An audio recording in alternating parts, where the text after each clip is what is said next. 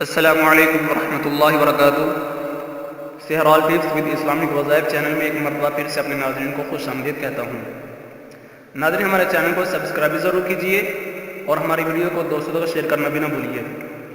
آج کی اس ویڈیو کے اندر جو علاج میں آپ کے سامنے پیش کرنا چاہتا ہوں بہت ہی آسان اور اہم علاج ہے۔ ناظرین، پہلے بیماری سنیے۔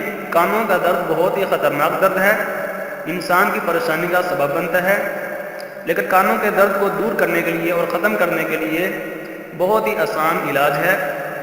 ناظرین، پیاز کا پانی نکالیے، پیاز کے پانی کے 2 سے 3 قطرے کانوں کے اندر ڈالیے، 2 سے 3 دن تک یہ علاج جاری رکھیے۔ انشاءاللہ آپ کا پرانے سے پرانا درد بھی چھوٹے سے عمل سے ختم ہو جائے گا۔